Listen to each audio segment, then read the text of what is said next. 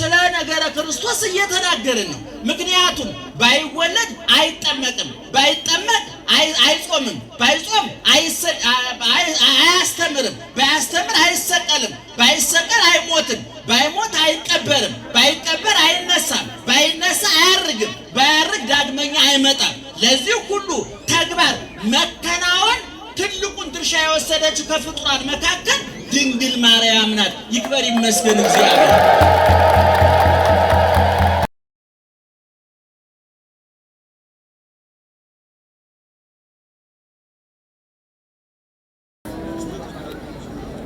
ምን ነው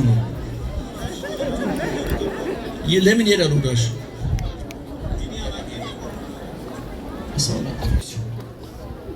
እግዚአብሔር ይባርክ። ግን ሰው እያወራ በባህላችን ወንድ ወሬ እንኳን ቢቆጥሩት እያወራ ደናው ለማንኛውም በናፍቆት በጉጉት ወደ መንጠብቃቸው ወደ መምህራችን ወደ መጋቤ ሐዲስ መምህር እሸቱ አለማየሁ ወስዳችኋለሁ። መልካም ቆይታ።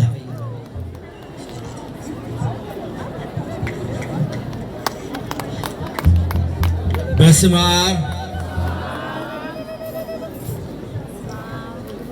በስመ አብ በስመ አብ ድምፁ እየጠራ እንዲሄድ ብዬ ነው። ወደዛ ንግግሮች ስላሉ ከኋላም ያላችሁ ዝም ብሎ በኋላ ላላችሁትም ጭምር ነው በስመ አብ የሚሰራው። በስመ አብ ወወልድ ወመንፈስ ቅዱስ አሐዱ አምላክ አሜን። ቀደም ሲል ስማቸው የተዘረዘረው የቤተ ክርስቲያን የልዩ ልዩ መምሪያ ኃላፊዎች እግዚአብሔርን ብላችሁ ይቅርታውን ቸርነቱን አምናችሁ ከቅድስት ድንግል እናቱና ከቅዱሳን ባለሟሎቹ የሚገኘውን ጥበቃና ምልጃ ተስፋ አድርጋችሁ በዚህ ቦታ እንድትገኙ እግራችሁን ወደ ቦታው ልቡናችሁን ወደ ቃሉ ያቃናላችሁ የእግዚአብሔር ቤተሰቦች ምእመናን እንዴት ዋላችሁ? እንዴት አረፈዳችሁ? እንዴት ቆያችሁ? በየጊዜው በየቦታው በየምክንያቱ የሚመክረን የሚያስተምረን ትናንት ከኛ ጋር የነበረ አሁን በዚህ ሰዓት በመካከላችን ያለ ነገ ከነገ ወዲያ ከመካከላችን እንደማይለይ አፋችንን ሞልተን የመሰከርንለት ልባችንን ሞልተን ያመንነው የአባቶቻችን አምላክ ልዑለ ባሕርይ እግዚአብሔር እስከዛሬ ስላደረገው በጎ ነገር ወደፊትም ስላዘጋጀልን መልካም ነገር ሁሉ ሕያው ቅዱስና ዘላለማዊ ስሙ ይክበር ይመስገን። ይክበር ይመስገን። ይክበር ይመስገን። ወደዛ ጋር ያሉ ሰዎች እየተንጫጩ ነው። ጸበል ነው። አሁን እኮ ይኸው ጸበሉ ሰዓት ነበረው። አንዳንድ ጊዜ ውስጡ ሳይጠመቅ ላይ እየተጠመቀ ሲወጣ ይይዘዋል እና ጥምቀቱ የውስጥ በቃሉ መጠመቅ የመጀመሪያው ነው። ቀጥሎ ነው ከዛ የሚሆነው እና ትንሽ የግንዛቤ እጥረት ተፈጥሯል፣ ክፍተት ተፈጥሯል። እናንተ ግን እየሰማችሁ ነው አይደል? ፀሐዩ እንደሚሰማችሁ እናውቃለን። ነገር ግን ከላይ ከሚወርደው ፀሐይ ይልቅ ከውስጥ የሚያቃጥለን ይበልጣልና የውስጡን ፀሐይ ማብረጃው የውስጡን ቃጠሎ ማብረጃው የውስጡን ንደት ማቀዝቀዣው ደግሞ የእግዚአብሔር ቃል ነውና እጥር ምጥን ሰብሰብ አድርገን እንነግራችኋለን። እናንተ የምትሰሙት እኛ የምንናገረው አይንሳችሁ እግዚአብሔር ጆሮአችሁን ይክፈት፣ አንደበታችንን ይፍታ። በመላ በግምት በይመስለኛል በሳይሆን አይቀርም የግል ሐሳባችን እንዳናፈስባችሁ ጆሮአችሁን ይጠብቅ እግዚአብሔር፣ አንደበታችንንም ይቆጣጠር እግዚአብሔር። እንደምታውቁት ይሄ ቦታ ከከተማው ወጣ ያለ ነው። ስንመጣም ትንሽ እግር መንገዱ አስቸጋሪ ነው።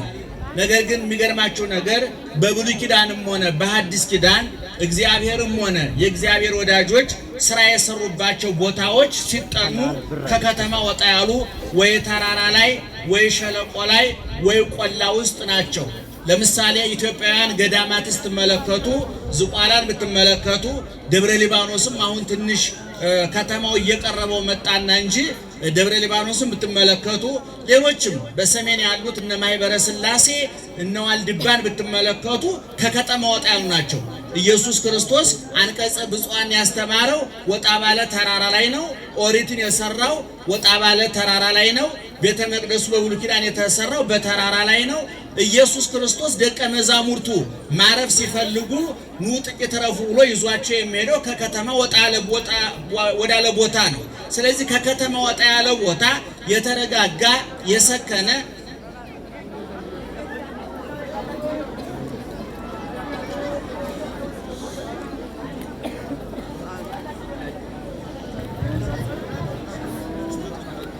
ምን ነው ለምን ይሄዳሉ ጋሽ?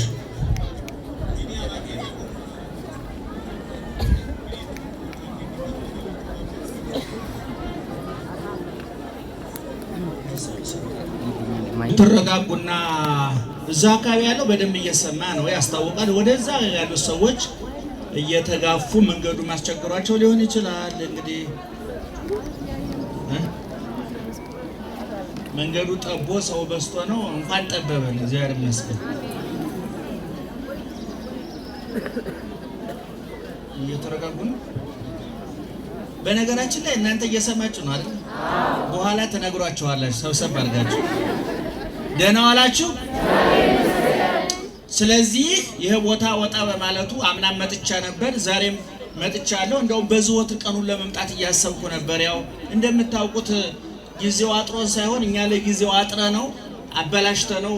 እኔ ጊዜ አጥሮኝ አይደለም፣ ጊዜው ለጊዜው እኔ አጥሬው ነው። እዛ ሀገር ጊዜ ያነሰው የለም፣ ሰው ነው ለጊዜ ያነሰው። ራሱ ጊዜ አፍ ስለሌለው ነው እንጂ ጊዜ ሰው የለኝም ጊዜ የለኝም ራሱ ጊዜ ነው እዚህ ሀገር። እና እንመጣለን። በጣም ትልቅ ቦታ ነው፣ የተከበረ ቦታ ነው። እንዲህ አይነት ቦታ ሱባኤ ተይዞ ቢጸለይበት ለሀገር ለወገን የነደደውን እሳት የመጣውን መቅሰፍት የምናስታግስበት የጽሞና ቦታ ነው ብዬ አስባለሁና በእውነት እዚህ በመምጣታችሁ እድለኞች ናችሁ። ይህን ቦታ የሰጠን እግዚአብሔር ይክበር ይመስገን። እንግዲህ ዛሬ እመቤታችን ወደ ቤተ መቅደስ የገባችበት በ3 ዓመቷ ወደ ቤተ መቅደስ የገባችበት ቀን ነው። ኦርቶዶክሳውያን የተዋህዶ ልጆች ሁልጊዜ እንደምንነግራቸው ኦርቶዶክሳውያን ሊቃውንት እንደጻፉልን ሐዲስ ኪዳንም ሆነ ብሉይ ኪዳን እንደሚነግረን የመጽሐፍ ቅዱስ የብሉይ ኪዳንም ሆነ የሐዲስ ኪዳኑ የመጻሕፍተ ሊቃውንትም ሆነ የመጻሕፍተ መነኮሳት የአራቱ ጉባኤ ከዛ በኋላም መጽሐፍ ቅዱስን ተንተርሰው የተጻፉ የገድላቱ የድርሳናቱ የተአምራቱ አጠቃላይ ግብና ውጤት የታወቀ ነው። ሰውን ማዳን ነው። ሰውን ማረጋጋት ነው። ሰው ሁልጊዜ እንደምንለው ሰው በሽተኛ ነው። ከመድኃኒቱ እግዚአብሔር ጋር መገናኘት አለበት። ሰው ጠምቶታል። የሕይወት ውሃ ክርስቶስን ማግኘት አለበት። ሰው በርዶታል፣ ተራቁቷል። እርቃኑን የሚሸፍንለት ብርዱን የሚያሞቅለት ክርስቶስ ያስፈልገዋል። ስለዚህ የኦርቶዶክሳዊ ተዋህዶ ቤተክርስቲያን ዓላማ በሽተኛውን ከመድኃኒቱ፣ ረሃብተኛውን ከዳቦ ከምግቡ፣ የተጠማውን ከውሃው፣ የተራቆተውን ከልብሱ፣ የደከመውን ከማረፊያው ማገናኘት ነው። ስለዚህ የእመቤታችንን ታሪክ በምናጠናበት ጊዜ ነገረ ስጋዌን ነገረ ድነትን ብሉይ ኪዳንን ወደ ኋላ ሐዲስ ኪዳን ወደፊት በመካከል የኛን ሕይወት እያጠናን ነው ማለት ነው። ዛሬ እመቤታችን በ3 ዓመቷ ወደ ቤተ መቅደስ የገባችበት ቀን ነው። ይሄ የ3 ዓመት ሕፃን ታሪክ እየተረክን አይደለም። የ3 ዓመት ሕፃን ታሪክ እያወራን አይደለም። ነገረ ድህነትን እየተናገርን ነው። በአዳም አልጠግባይነት በሔዋን ስግብግብነት ያለኝ ይበቃኛል ባለማለት እግዚአብሔርን ያህል ጌታ ገነትን ያህል ቦታ አሳጥተውን ወደ እርግማኑ ዓለም እሾህና አሜከላ ይብቀልብ ተብሎ ወደ ተረገመው ዓለም ቢበሉ ቀጠና ቢለብሱ ርዛት ወደ ሆነው ዓለም በልቶ መጥገብ ጠጥቶ መርካት አርፎ መደሰት በሌለበት ዓለም ንግዱ ትርፉና ኪሳራው ሹመቱና ሽረቱ ማጌቱና ማጣቱ መውደቅና መነሳቱ እኩል ስቃይ ወደ ሆነበት ዓለም ያመጡን አዳምና ሔዋን ናቸው። የችግሩ መነሻ ሔዋን ብትሆንም የሔዋን ሐሳብ ተቀብሎ ተግባራዊ በማድረግ ለስህተቷ በመተባበር የገነትን በር ያዘጋ የእግዚአብሔር ፊት እንዲዞርብን ያደረገ ዘላለማዊ ደስታችን የነጠቀን የአዳምና የሔዋን አልጠግባይነት ነው። ይህንን መካሻ ነበረው። የአዳምና የሔዋን ስህተት የተካሰው በድንግል ማርያም ነው። አዳምና ሔዋን በሙሉ ዓለም ተፈጥረው በደስታ ዓለም ተፈጥረው በገነት ተፈጥረው ወደ ጨለማው ዓለም ወደ ስቃዩ ዓለም ወደ ሰቀቀኑ ዓለም አመጡን። ድንግል ማርያም ደግሞ በተበላሸ ዓለም ተፈጥራ በጨለማው ዓለም ተፈጥራ በወደቀው ዓለም ተፈጥራ በቅታ ነቅታ ተዘጋጅታ ለተመረጠችበት ዓላማ ጊዜዋን አካሏን ሳታባክን ክትሊና ክት ሰውነት ይዛ እሷ ራሷ እንደተናገረችው ደህና ዋላችሁ እየሰማችሁ ነው። ታብዮ ነፍሴ ለእግዚአብሔር ወተታሰይ መንፈሴ በአምላኬ ወመድኃኔ። ድንግል ማርያም ነፍሴ ሰውነቴ እግዚአብሔርን ታከብረዋለች፣ መንፈሴም በአምላኬና በመድኃኒቴ ሐሴት ታደርጋለች አለ። ይሄ የሔዋንን ስህተት መካሻ ነው። ሔዋን በአምላኳ ማረፍ አልቻለችም፣ በአምላኳ ደስታ ማግኘት አልቻለችም። ለዛውም ገነትን ያህል ቦታ እግዚአብሔርን ያህል ጌታ መላእክትን የመሰሉ አጫዋቾች በነበሩበት ዓለም ተቀምጣ የአየር ብክለት፣ የፖለቲካ ቀውስ፣ የኢኮኖሚ ድቀት፣ የጎሳ ግጭት፣ የቋንቋ ፍጭት በሌለበት እግዚአብሔር በነገሰበት መላእክት የጧት የማታ አጫዋች በሆኑበት ተድላ ደስታ በነገሰበት በገነት ተፈጥራ መንፈሴ በአምላኬና በመድኃኒቴ ሐሴት አደረገች ማለት አልቻለችም ሔዋን። ድንግል ማርያም ግን በዚህ ቆሻሻ ከንቱ ግፍ በሞላበት እንባ በሚፈስበት ጩኸት በበዛበት በሽተኛ በበዛበት በመከራው ዓለም ተፈጥራ ምንድነው ያለችው? ሰውነቴ እግዚአብሔርን ታከብረዋለች፣ መንፈሴም በአምላኬና በመድኃኒቴ ምን ታደርጋለች? ሐሴት ታደርጋለች አለ። ሐሴትን የመጽሐፍ ቅዱስ የቋንቋ ባለቤቶች ሲተረጉሙ ተፈስሐ ፍስሐ ተሐሴ ሐሴት ፍስሐ ማለት ደስታ ማለት ነው። ሐሴት ማለት ግን ከደስታ የበለጠ የረቀቀ የህሊና የአእምሮ የነፍስ የዘላለም ደስታ ማለት ነው። ድንግል ማርያም ደስ አለኝ አለችው በልቶ ጠጥቶ ለብሶ የሚገኘው ደስታ አይደለም። ሰዎች በልተው ሲያገሱ ጠጥተው ሲያገሱ ደስ አለ ሊሉ ይችላሉ። ውድ ልብስ ሲገዙ ደስ አለ ሊሉ ይችላሉ። ቤት ሲገዙ፣ መኪና ሲገዙ፣ ሲያገቡ፣ ሲወልዱ፣ ነግደው ሲያተርፉ፣ ተሹመው ሲከብሩ ደስ አለ ሊሉ ይችላሉ።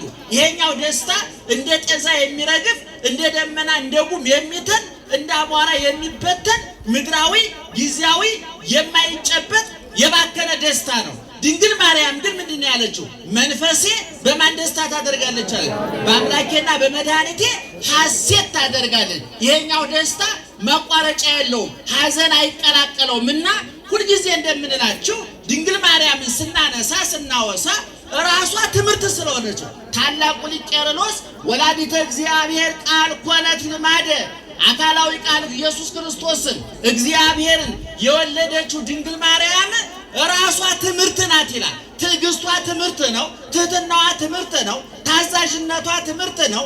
ያለኝ ይበቃኛል ብላ በመከራ ከቤተልሔም ዋሻ እስከ ግብፅ በረሃ፣ ከግብፅ በረሃ እስከ ናዝሬት መንደር፣ ከናዝሬት መንደር እስከ ቀራንዮ የመከራ አደባባይ፣ ከቀራንዮ የመከራ አደባባይ እስከ ጎልጎታ መቃብሩ ድረስ ታግሳ ችላ ያሳለፈች እናታችን ናት። ዛሬ እሾህ ወጋን፣ እንቅፋት መታን፣ አግብቻ አልወለድኩም፣ ነግጃ አላተረፍኩም፣ ታምሜ ፈውስ አላገኘሁም እያልን እግዚአብሔር ለምናማርር ሰዎች ድንግል ማርያም በደም በስጋ የተጻፈች ውሃ የማያበላሻት በወረቀት ያልሰፈረች ዘላለማዊት መጽሐፋችን ናት። ትዕግስቷ ትምህርት ነው። ቅድም እንዳልኳችሁ እስመርየ ሕማማ ላመቱ የባሪያውን ውርደት ተመልክቷልና ነው ያለችው። እግዚአብሔርን ወልዳ ሰማይ ምድር በእጁ የሆነ ሰማይ ዙፋኑ ምድር የእግሩ መረገጫ የሆነችለት በወጀብና በአውሎ ነፋስ ውስጥ መንገድ ያለው የነገስታቱ ጌታ የጌቶቹ ጌታ ቢሰጥ ቢነሳ ቢገል ቢፈጥር ቢሾም ቢሽር መብቱ ስልጣኑ የሆነ ላድርግ ብሎ የሚያቅተው የሌለ ይክል ሁሉ አልቦ ዘይሳኖ ሁሉን ማድረግ ይቻላል የሚሳነው የለም የተባለው እግዚአብሔር ጌታዋ ልጇ ታዛዧ እንጨት ስበር ውሃ ቅዳ ብላ የምታዘው ልጇ እግዚአብሔር ሆኖላት እግዚአብሔርን እሹሩሩ ብላ ያዘለች እሹሩሩ ብላ ያስተኛች ወፌ ቆመች ብላ መሄድ ያስተማረች ዳደ ብሎ እስከሚሄድ ድረስ በጀርባዋ ያዘለች ጡቶቿን ያጠባች በጀርባዋ ያዘለች እጭኗ ላይ ያስቀምጣ አይን አይኑን እያየች ጡቶቿን አጉርሳ ራሱን እየዳሰሰች የነበረችው የሕያው እግዚአብሔር እናት ስትሆን አልተመጻደቀችም፣ አልተመካችም። ዛሬ በስልጣን በገንዘብ በዝና በሹመት በእውቀት በመልክ ያዙ ይልቀቁኝ ለሚለው ከንቱና ቆሻሻ ዓለም በሚያልፍ ሀብት በሚረግፍ መልክ በሚያልፍ ስልጣን በሚያልፍ ዝና ለሚመጻደቀው ዓለም እመትህትና ድንግል ማርያም እመትዕግስት ድንግል ማርያም የመቻልና ድንግል ማርያም ራሷ መጽሐፍ ናት። ለዚህ ነው ኦርቶዶክሳዊ ተዋሕዶ ቤተክርስቲያን ስለ ድንግል ማርያም በሰዓታቷ በማህሌቷ በውዳሴዋ በቅዳሴዋ መጻሕፍትን ስተረጉም ታስገባታለች። ቅኔውን ስትቀኝ ታስገባታለች። ቅዳሴውን ስትቀድስ ትጠራታለች። ውዳሴውን ስታቀርብ ትጠራታለች። ምክንያቱም ጨለማው እንዲገፈፍ፣ ሞቱ እንዲሻር፣ የጎደለው እንዲሞላ፣ ሐዘኑ በደስታ እንዲተካ ትጸንሻለሽ ተወልጃለሽ ብሎ መልአኩ ሲነግራት ምንድን ያለችው? እንደ ቃልህ ጮክ ብላችሁ ንገሩ። እንደ ቃልህ ይደረግልኝ ብላ አሚን ብላ በቅታ ተዘጋጅታ ፈቃዷን አሳልፋ ሰጥታ እግዚአብሔር ወልዳለች። ስለዚህ እንደው ስለ ድንግል ማርያም ስንናገር ነገረ ድህነትን የረሳን፣ ነገረ ስጋዌን የረሳን፣ ሐዲስ ኪዳንን የረሳን፣ ክርስቶስን የዘነጋን የሚመስላቸው እንደው አዲስ አማኝ ከጳጳሱ የበለጠ ይቆረቆራል እንደሚባለው የዋህ ገራገር ሰዎች ይገጥሙናል። ነገር ግን ቅድም እንዳልኳቸው ድንግል ማርያምን ስናስተምር ምን እያደረግን ነው? ስለ ነገረ ክርስቶስ እየተናገርን ነው። ምክንያቱም ባይወለድ አይጠመቅም፣ ባይጠመቅ አይጾምም፣ ባይጾም አያስተምርም፣ ባያስተምር አይሰቀልም፣ ባይሰቀል አይሞትም፣ ባይሞት አይቀበርም፣ ባይቀበር አይነሳም፣ ባይነሳ አያርግም፣ ባያርግ ዳግመኛ አይመጣም። ለዚህ ሁሉ ተግባር መከናወን ትልቁን ድርሻ የወሰደችው ከፍጡራን መካከል ድንግል ማርያም ናት። ይክበር ይመስገን እግዚአብሔር። ስለዚህ አባ ኤፍሬም ደራሲው ምን ይላል? አንቲ ታቢ እምብዙኃት አንስት ለነሳ ጸጋ ወክብረ ድንግል ወይ ከብዙ ሴቶች ትበልጫለሽ አለ። ከምን አይነት ሴቶች? ከዚህ ከመንደረኛው ዓለምን ካጣበበው ሴት ነው ወይ? አይደለም። እለነሳ ጸጋ ወክብረ ጸጋና ክብር ከተሰጣቸው ከዓለም ሁሉ ሴቶች ትበልጫለሽ አለ። ድንግል ማርያም የምትበልጠው ምእመናን ከእናንተ አይደለም። ከእናንተ ከዚህ ከዓለሙ ሴት እናንተ ትበልጣላችሁ። ከጫት ቃሚ ሴት ቆራቢ ሴት ትበልጣለች። ድራፍት ከምትገለብጥ ሴት ጠበል የምትጠጣ ሴት ትበልጣለች። ካለሌ ከዘላን ሴት በትዳር የተወሰነ ሴት ትበልጣለች። ከሷ ደግሞ ከነዚህ ደግሞ እነ ሳራ እነ ራሔል እነ አርሴማ ቅዱሳት አንስት ይበልጣሉ። ድንግል ማርያም ግን ከነዚህ ሁሉ ነው የምትበልጠው። ድንግል ማርያም ከመላእክት ትበልጣለች፣ ከነቢያት ትበልጣለች፣ ከሐዋርያት ትበልጣለች። መላእክት የእግዚአብሔር አገልጋዮች ናቸው። ድንግል ማርያም የእግዚአብሔር እናት ናት። ነቢያት አግብርተ እግዚአብሔር የእግዚአብሔር ባሮች ናቸው። ድንግል ማርያም ግን እናቱ ናት። ሐዋርያት የክርስቶስ መልእክተኞች ተላላኪዎች ናቸው። እሷ ግን የክርስቶስ እናት ናት። ክርስቶስም እንደ ልጅነቱ ተላልኳታል። ይክበር ይመስገን እግዚአብሔር። ስለዚህ ዛሬ ድንግል ማርያም የስዕለት ልጅ ናት። ምእመናን እንደው በመጽሐፍ ቅዱስ ውስጥ ምእመናን ከመጽሐፍ ቅዱስ በኋላ መጽሐፍ ቅዱሱን ተንተርሰው በተጻፉ ገድላት፣ ድርሳናት፣ ተአምራትም ውስጥ የተጻፈውን ስናነብ የሚገርማቸው ብዙ ሰዎች ብዙ ጊዜ ቆይተው ይወልዳሉ። በመካንነት ቆይተው ለምሳሌ ሳራ በ90 ዓመቷ ነው የወለደችው። ይስሐቅን የመሰለ ልጅ ወለደች። ኤልሳቤጥ በ90 ዓመቷ ነው የወለደችው። ዮሐንስን የመሰለ ልጅ ወለደች። ሐና በቆይታ ነው የወለደችው። በጸሎት በእንባ ነው የወለደችው። ሳሙኤልን የመሰለ ልጅ ወለደች። እንደው በአማርኛችንም ይባላል እኮ 50 ቢወለድ 50 ነው ጉዱ። ጎበዝ ስለ ቃል ያዙ እንጂ ይሄን ወይ ሳተላይት አላመጠቀም ወይ አማርኛ አላመጠቀም ከሁለቱም ተፈናቅል እንድትሆን ወገኖቻችን ደህና ዋላችሁ። 50 ቢወለድ 50 ነው ጉዱ። ከተባረከ ይበቃል አንዱ። ያልተባረከ 15 ልጅ ከማንጋጋት የተባረከ አንድ ልጅ ይበልጣል። በመጽሐፍ ቅዱስ ቆይተው የወለዱ ሴቶች አንድ ነው የሚወልዱት። አንድ ሲወልዱ ግን ቅመም ነው፣ ለዋጭ ነው፣ ቀያሪ ነው። ዓለም የተቀየረው ቆይተው በተወለዱና ለእናት ለአባታቸው አንድ በሆኑ ሰዎች ነው። አሁን በሳይንስ በኩል የመጡትን ስታጠኗቸው ይገርማቸዋል። በሕፃንነታቸው ብዙ ዓለም ትኩረት ያልተሰጣቸው ዛሬ በኤሌክትሪክ ዓለምን የቀየረው ቶማስ ኤዲሰን ብትሉት ትምህርት ቤት አይረባም ይሄ ልጅ እቤትሽ አስተምሪው ደብዳቤ ከትምህርት ቤት ተጽፎ ይዞ መጣ። ደብዳቤው ምን እንደሚል ታውቃላችሁ? ይሄ ልጅ አይረባም ለትምህርት ቤቱ አይመጥንም ብለው በፖስታ አሽገው ሰጡት ለልጁ ለቶማስ ኤዲሰን። ለእናቷ ምቶ ሰጣት። እናቷ ነበበችና ፖስታውን መልሳ አሽጋ መሳቢያ ውስጥ አስቀመጠችው። እማዬ ደብዳቤው ምንድነው የሚለው ብሎ ጠየቃት። ልጅሽ በጣም አዋቂ ስለሆነ ከትምህርት ቤቱ አቅም በላይ ስለሆነ እቤትሽ አስተምሪው ነው የሚለው አለች። አያችሁ እናት ገመና ሸፋኝ ሆነ ገመና ከታቿ። በኋላ ይሄ ልጅ መጨረሻ ላይ ዛሬ በየቤታችሁ ለምታበሩት አምፖል መነሻው ቶማስ ኤዲሰን የሚባለው ከ1000 በላይ ግኝት ያገኘ ሰው። ዓለም ያጨበጨበላቸው ሰዎች መጀመሪያ ላይ መጨረሻ አጨብጭበው ነው የሚቀሩ። እና አሁን ድንግል ማርያም ቅድም እንደነገርኳቸው የስዕለት ልጅ ናት። ለእናቷም ለአባቷም አንዲት ናት። እና እነሱ ምን ብለው ተስለዋል? እንደው ስጠን እንጂ አንተን ወንድ ከሆነ በወንድነቱ ሴት ከሆነች በሴትነቷ ለቤተ መቅደስ አስረክበን አገልጋይ ትሆናለች ብለው ሰጡ። ይሄ የኋላ ሊቃውንትም ቅዱሳን አባቶችም ይሄን ወስደውታል። ይገርማቸዋል። የአቡነ ተክለ ሃይማኖትነት እግዚአብሔር እንዲህ ብላ ጸለየች። ሀበኒ ወልደ ልስጠኝ ወማኮ ዘያሰምረከ እጹም ማኅፀንየ ጌታዬ ማኅፀኔን ክፈትልኝ የተባረከ ልጅ ስጠኝ አለችና፣ ነገር ግን የምትሰጠኝ ልጅ አንተን የማያገለግል ከሆነ እጹም ማኅፀንየ ማኅፀኔን ዝጋው አለች። አያችሁ ማኅፀን የሚባረከው የተባረከ ልጅ ሲወለድ ነው። ድንግል ማርያም በስዕለት ነው የተገኘችው። ወደ ቤተ መቅደስ ይዘዋት መጡ። ቤተ መቅደስ አምጥተው የስዕለታቸውን ይቺ ልጅ የስዕለት ናት ተቀበለን ብለው በዘመኑ ለነበረው ሊቀ ካህናት አመጡና ሰጡ። ቀለቧን ምግቧን ምን እናድርግ ብለው በሚወያዩበት ጊዜ መልአኩ ቅዱስ ፋኑኤል ህብስት ሰማያዊ ጽዋ ሰማያዊ ይዞ ምግቧን መጠጧን ይዞ ረቦ ታየ።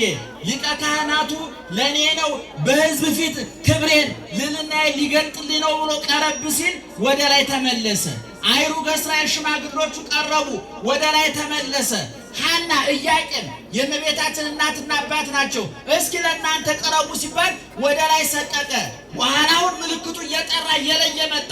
ምናልባት ለዚች ብላቴና ለዚች እንቦቀቅላ ሕፃን የመጣ በረከት ከሆነ እስኪ እሷን ይዘሽ ታያት ብቻዋን ነይ ብለው እንደዛ ብቻዋን ትታ ስትመጣ መልአኩ ወርዶ ግራ ክንፉን አንጥፎ በግራ ክንፉ ጋርዶ ህብስት ሰማያዊ ጽዋ ሰማያዊ መግቧት፣ ሁለተኛ የማያስርብ ሁለተኛ የማያስጠማ ሰማያዊ መጠጥ ሰማያዊ መና መግቧት አረገ።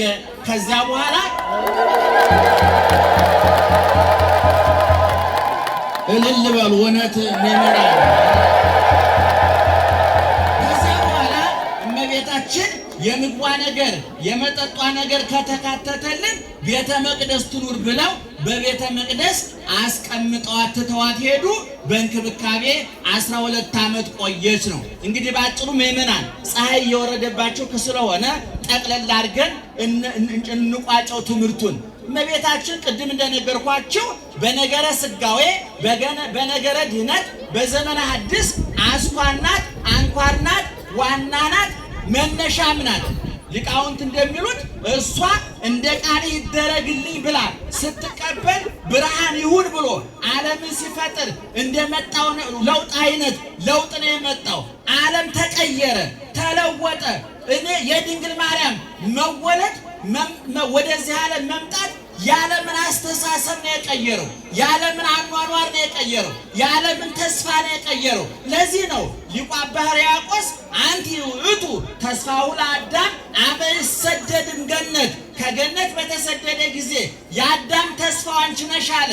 ይሄ በረቀቀ በጠለቀ በራቀ ምስጢር በሃይማኖታዊ መነጽር ስንመረምረው ስናየው ስናጤነው ምን ማለት ነው? አዳም ከገነት ሲባረር ባዶ እጁን ወደ ጨለማው ዓለም ነበር የመጣው። አዳም ወደ ገነት መልሶ የገባው ደግሞ ከድንግል ማርያም በተወለደው በኢየሱስ ክርስቶስ አማካኝነት ነው ማለት ነው። እንግዲህ ልብ አድርጉ። ህብስት ሰማያዊ በላች፣ ጽዋ ሰማያዊ ጠጣች። ከ15 ዓመት በኋላ በቤተ መቅደስ 3 ዓመት ቆየች፣ 12 ዓመት ቆየች። በጥቅሉ 15 ዓመት ሲሞላት በመልአኩ በቅዱስ ገብርኤል ብስራት እግዚአብሔርን ጸነሰች። ልብ አድርጉ። ህብስት ሰማያዊ በልታ ጽዋ ሰማያዊ ጠጥታ ለኛ ደግሞ ከሰማይ የወረደ የህይወት እንጀራ እኔ ነኝ፣ እኔ የህይወት ውሃ ነኝ፣ የተጠማ ቢኖር ወደ እኔ ይጠጣ ያለውን ክርስቶስን አስገኘችልን። ክርስቶስ ለተራበ የሚበላ ዳቦ፣ ለተጠማ የሚጠጣ ውሃ፣ ለተራቆተ ለበረደው እርቃን የሚሸፍን የነፍስን ቁርና ብርድ የሚያስወግድ ሰማያዊ ልብስ፣ ምግብ፣ መጠጥ ነው። እሷ ታዛ ተቆጥባ ተዘጋጅታ እሱን አስገኘችልን። የጥያቄዎቻችን ሁሉ መልስ ክርስቶስ ነው። የእንባችን ማበሻ ማረም ክርስቶስ ነው። የቁስላችን መፈወሻ መድኃኒት ክርስቶስ ነው። የጉድለታችን መሙያ ክርስቶስ ነው። የስብራታችን ጥግናት ክርስቶስ ነው። የነበረ ያለ የሚኖር ደህና ዋላችሁ? እየሰማችሁ ነው? በደንብ ስሙ ምእመናን። ስለዚህ ባጭሩ ከድንግል ማርያም ሕይወት ምን እንማራለን ምእመናን? አንደኛ ትዕግስት እንማራለን። የኛ ዘመን ሰው ትዕግስተኛ አይደለም ወገኖቻችን። በዚህ በመጽሐፈ በያዕቆብ መልእክት ላይ እንዲህ ተብሎ ተጽፏል። ወናሁን አስተበጽኦሙ ለለታገሱ ወሰማይክሙ ትዕግስቶ ለኢዮብ።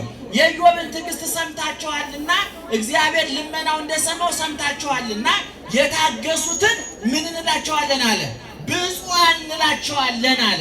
ድንግል ማርያም ታጋሽ ነበረች።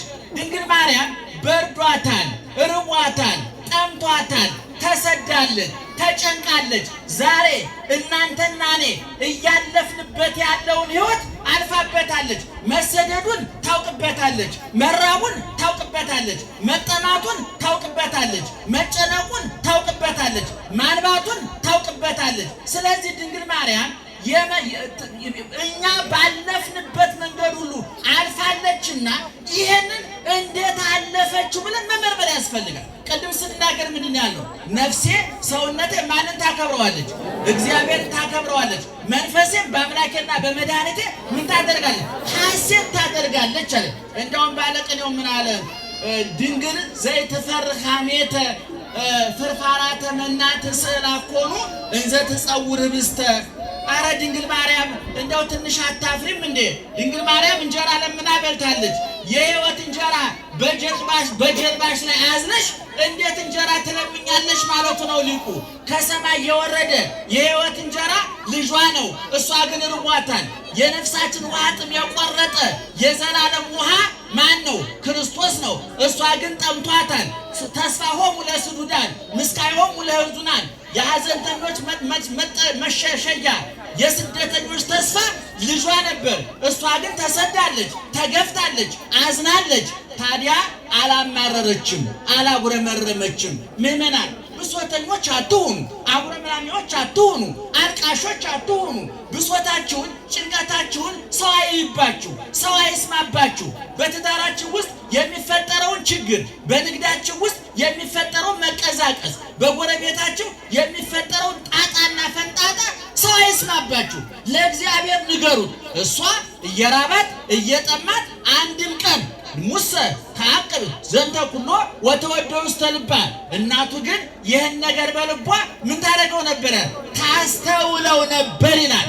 አይኗ እንጀራ ልጇ እንጀራ እያበረከተ 5000 ሰው ሲያበላ፣ አይን ሲያበላ፣ እውር ሲያበራ፣ ለምጻም ሲያነጻ፣ ድውይ ሲፈውስ፣ ብዙ ስፍር ቁጥር የሌለው ተአምር እያደረገ ሰውን ሲያስደንቅ፣ ድንግል ማርያም ግን ሙዳየ ምስጢር መዝገበ ምስጢር፣ ድንግል ማርያም ግን አትቀባጥርም፣ አትለፈልፍም ነበር። ምእመናን አሁን የእናንተ ልጆች እንደው አያርጉትም እንጂ እንደው አንድ አይን ቢያበሩ ሰው ታስቀምጣላችሁ።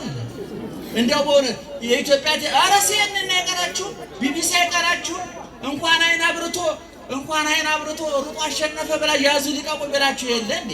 ድንግል ማርያም ግን ልጇ ያን ሁሉ ተአምር እያደረገ በልቧ ትጠብቀው ነበር፣ ታስተውለው ነበር ይላል። እኔ ሁል ጊዜ እላለሁ እኔ እግዚአብሔርና ድንግል ማርያም ብቻ የሚያውቁት እኛ የማናውቀው ሐዋርያት ያልደረሱበት መላእክትም ያልደረሱበት ነቢያትም ያልመረመሩት የተደረገ ድንቅ ተአምር አለ። 9 ወር ከ5 ቀን ሰውነቷን ቤተ መንግስት ማህፀኗን ዙፋን አድርጎ እግዚአብሔር ነገሰ። 9 ወር ከ5 ቀን እግዚአብሔር ዓለምን ያስተዳድር ይቆጣጠር የነበረው ከድንግል ማርያም ማህፀን በተመሰረተ አዲስ ማዕከላዊ ማዘዣ መካከል ነው። ይሄን ማመን ያስፈልጋል ምእመናን። ምክንያቱም ሰማይ ዙፋኑ ምድር የእግሩ መረገጫ የሆነለት ማን ነው? እግዚአብሔር ነው። አሁን በድንግል ማርያም ማህፀን ያለው ማን ነው? እግዚአብሔር ነው። ስለዚህ 9 ወር ከ5 ቀን በማህፀኗ ድንግል ታጸንን ርሳ መንገለ ከርሳ ወታጸም ቅዳሴ መላእክት በውስቴታ ድንግል ማርያም በማህፀኗ መላእክት ሲዘምሩ ትሰማ ነበረ። ምክንያቱም ለምሳሌ እዛ አካባቢ ጠቅላይ ሚኒስትሩ ቢመጡ አካባቢው ምን ያጥለቀልቀዋል? አትፍሩ፣ አይዟችሁ። የእናንተ ፖለቲካ መስሎች እኮ ነው። ምን ያጥለቀልቀዋል? ፖሊሱ ደህንነቱ ያጥለቀልቀው። አሁን እኛ እኮ ያላጥለቀለቀው እኛ ስልጣን የለንም፣ በሰላም ለጥ ብለን ማደር እንችላለን።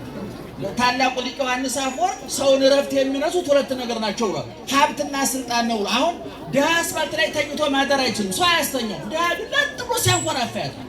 ተራ ሰው እንደ ልቡ ነው። እና አሁን ጠቅላይ ሚኒስትሩ እዛ አካባቢ ይመጡ ይህን አካባቢ ፖሊሶች ያጥለቀልቁታል አይደለም?